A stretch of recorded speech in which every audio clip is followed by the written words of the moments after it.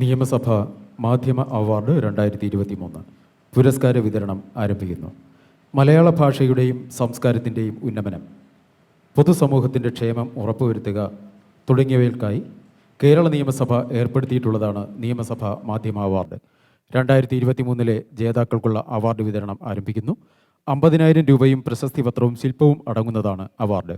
ദൂരദർശൻ മുൻ additional director general Shri K Kunhikrishnan ചെയർമാനും Shri P K Rajasekharan, Shri N E Sudheer, doctor Priya K Nair, നിയമസഭാ secretary Shri A M Basheer എന്നിവർ അംഗങ്ങളുമായ ജൂറിയാണ് അവാർഡ് ജേതാക്കളെ തെരഞ്ഞെടുത്തത്.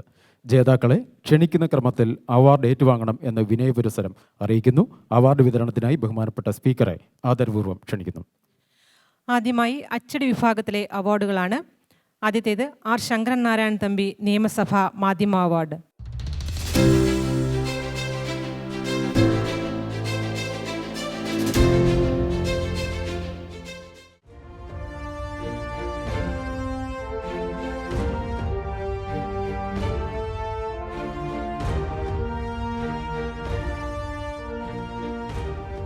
നമസ്കാരം, എൻ്റെ പേര് സൂരജ്. ഇപ്പോൾ മാതൃഭൂമിയിലെ ഗൃഹലക്ഷ്മി എന്ന മാഗസീനിലാണ് വർക്ക് ചെയ്യുന്നത്.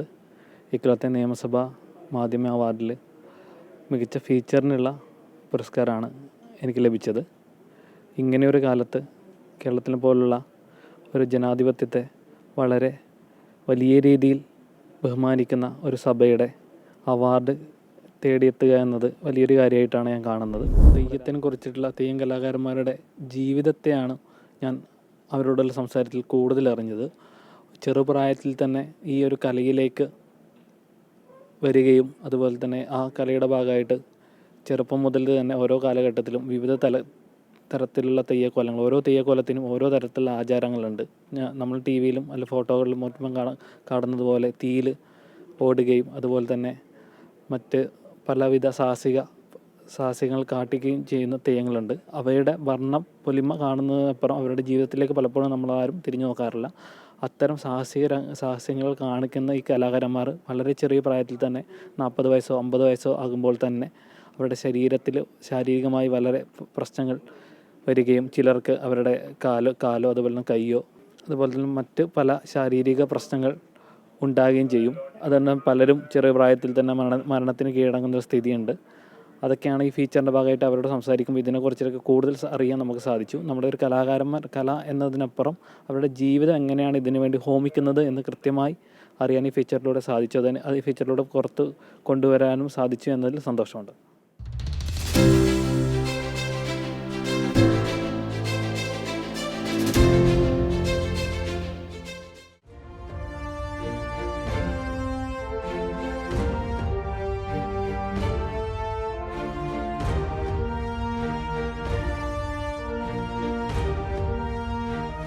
നമസ്കാരം, ഞാൻ രമ്യ ഹരികുമാർ. മാതൃഭൂമി ദിനപത്രത്തിൽ പ്രസിദ്ധീകരിച്ച നീതിദേവതയെ കൺതുറക്കുമെന്ന പരമ്പരയ്ക്കാണ് എനിക്ക് പുരസ്കാരം ലഭിച്ചിരിക്കുന്നത്. ഇ കെ നായനാർ സാറിൻ്റെ പേരിലുള്ള പുരസ്കാരം വളരെയധികം അഭിമാനമുണ്ട്. കേരളത്തിലെ അതിജീവിതമാരെക്കുറിച്ചുള്ള ഒരു സ്റ്റോറിയായിരുന്നു.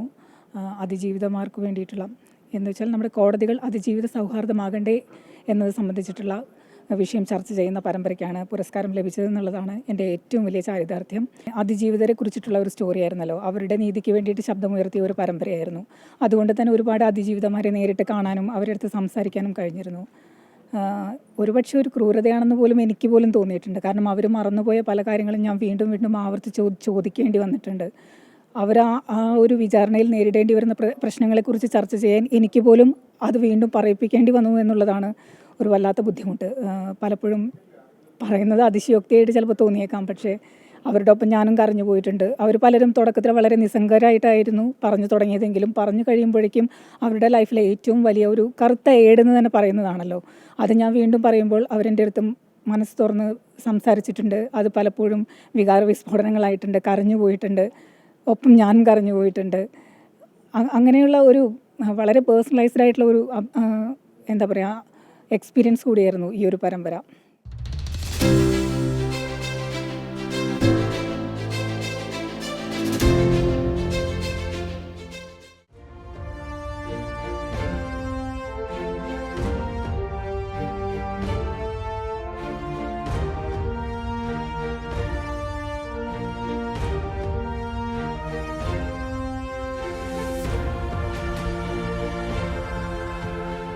തുടർച്ചയായി 4-ാം തവണയാണ് കേരള നിയമസഭാ പുരസ്കാരം എനിക്ക് ലഭിക്കുന്നത്.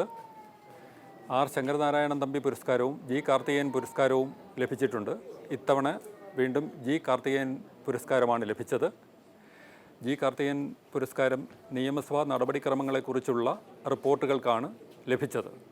നിയമസഭാ സമ്മേളനം നടക്കുമ്പോൾ നിയമസഭയ്ക്കുള്ളിൽ എന്താണ് നടക്കുന്നത് എന്നതിനെക്കുറിച്ച് അവിടുത്തെ ഓരോ സംഭവങ്ങളുടെയും, ഉദാഹരണത്തിന് നിയമസഭയിൽ ബഡ്ജറ്റ് അവതരിപ്പിക്കുകയാണെങ്കിൽ അത്, അല്ലെങ്കിൽ ഇറങ്ങിപ്പോക്കുണ്ടാകുമ്പോൾ അത്, നടുത്തളത്തിൽ ഇറങ്ങുമ്പോൾ അത്, ഇല്ലെങ്കിൽ ഒരു ചർച്ച നടക്കുമ്പോൾ അതിൻ്റെ ഓരോന്നിൻ്റെയും വികാരം അതേപടി ഒപ്പിയെടുത്ത് അത് വാക്കുകളിലൂടെ ആ നിയമസഭയിൽ നടന്നതെന്തോ അത് അതേപടി അവതരിപ്പിക്കാനാണ് ശ്രമിച്ചിട്ടുള്ളത്. അതിന് കിട്ടിയ ഒരു അംഗീകാരം എന്നുള്ള നിലയിൽ നിയമസഭാ റിപ്പോർട്ടിങ്ങിന് കിട്ടിയ തുടർച്ചയായ ഈ പുരസ്കാരം വളരെ അഭിമാനത്തോടെയാണ് ഞാൻ നോക്കിക്കാണുന്നത്.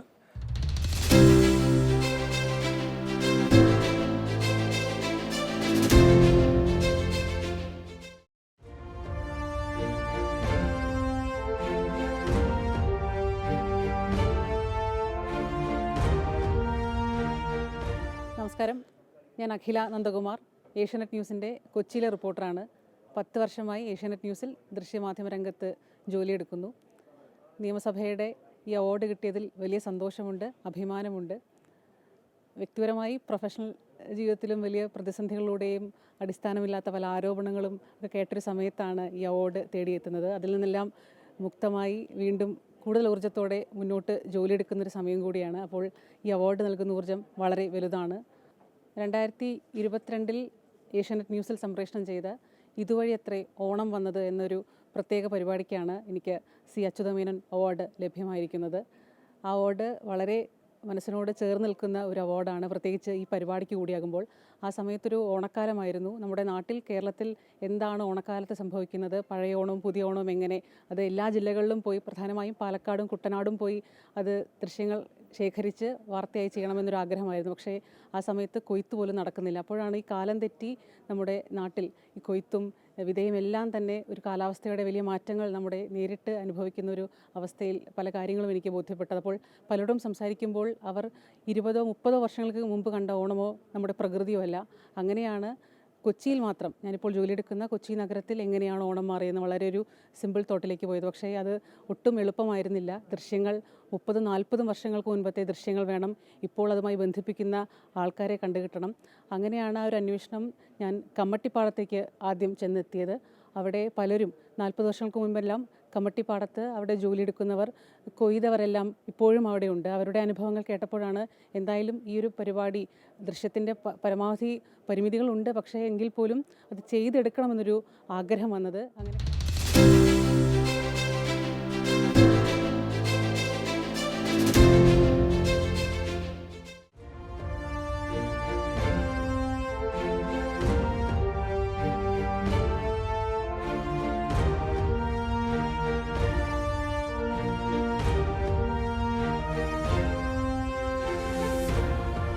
ജി പ്രസാദ് കുമാർ എന്നാണ്. പിന്നെ മാതൃഭൂമി ന്യൂസിൻ്റെ ന്യൂസ് എഡിറ്ററാണ് തിരുവനന്തപുരത്ത്. ഞാൻ പാലക്കാട് സീനിയർ ചീഫ് റിപ്പോർട്ടറായിരിക്കുമ്പോൾ ചെയ്തൊരു വാർത്തയ്ക്കാണ് നിയമസഭയുടെ KR ഗൗരിയമ്മ സ്മാരക പുരസ്കാരം ലഭിച്ചിരിക്കുന്നത്.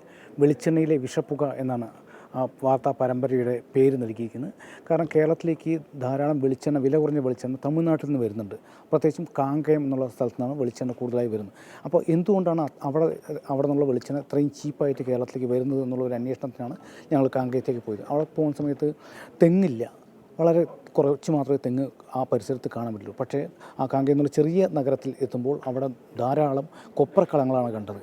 അപ്പോൾ അവിടെ സംസാരിക്കുന്നതിനിടയിലാണ് നമുക്ക് മനസ്സിലായത് അവിടെ വൈകുന്നേരമായി കഴിഞ്ഞാൽ നല്ലൊരു പുക വരും. അപ്പോൾ ഇത് കൊപ്ര നല്ല കളർ കിട്ടാൻ വേണ്ടിയിട്ട് അതിൽ സൾഫർ ചേർക്കുന്നതാണെന്ന് മനസ്സിലായി.